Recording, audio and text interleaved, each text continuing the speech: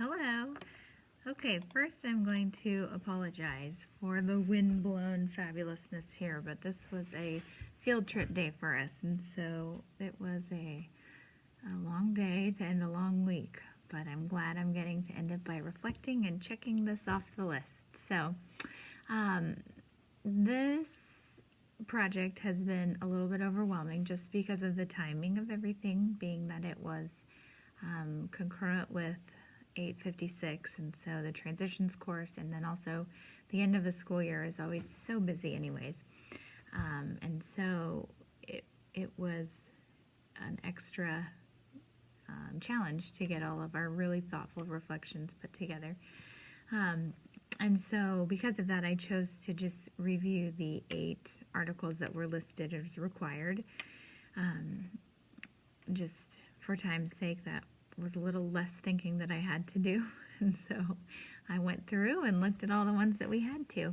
I really think that it was an amazing opportunity to look back over the fact that even though it seemed really long while we were doing the courses, that the 2 years has gone very quickly, and it's hard to believe that we're already finished. And so some of the earlier assignments that we did that seemed difficult at the time, now with all of the subsequent knowledge that we've learned, you look back and think, well, that really wasn't so bad. And especially the fact that some of the things that we were doing for the first time are now incorporated, and I'm doing them frequently with classes, and so it's nice to see that practice grow. So I also had the change throughout this is that when I started, I decided to get the SPED Masters because it really was kind of a passion project. I just wanted a bigger toolbox to work with my gen ed students and the students that were included in my class that were on IEPs, and thought maybe someday I would actually want to be a special ed teacher. Well, that someday came this year when our special ed teacher decided to retire, and I am stepping into her role. And so it became not just this is a nice thing to know, these are necessity that I know how to do and understand and be able to work with these students. So my reflections, I guess, were probably pretty subjective, and I feel like I'm maybe more critical on myself, especially looking back now and thinking about what I could have done better. Although my feedback from the professors was great, and I didn't have to do very much revising. As a teacher, you always want to be a better learner and do better and try better and meet more kids' needs. So I think that the reflection process was good, though. I feel like I've definitely learned, and I really enjoyed the video reflections in 775 and 875.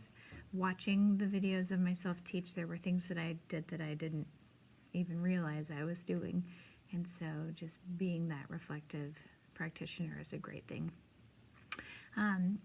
Creating the e-portfolio was good, and I'm glad that it was really already mostly set up from SPED 775, and then also from the collaborations course we modified it a little bit.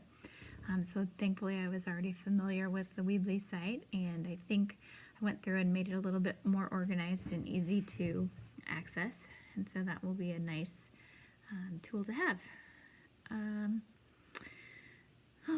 What I learned from this process, I guess from the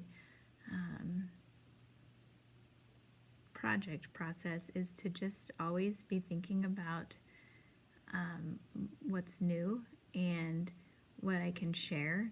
And so I think that going forward, I'm excited about what I've learned and how I can share it with my gen ed colleagues, especially the collaboration piece and the self-determination piece. I think are the 2 things that have really stuck with me, and I hope to just kind of create a culture shift here. And so some things that we've learned that maybe the rest of the staff isn't familiar with, I can't wait to spread it and hopefully it will catch fire, and everybody will be doing UDL, and we'll be co-teaching, and it'll be awesome. So anyway, I look forward to finishing out this project now that school's coming to an end, and I'll have more time on my hands to actually reflect a little bit more and start planning for where I go next year. So, all right, thanks.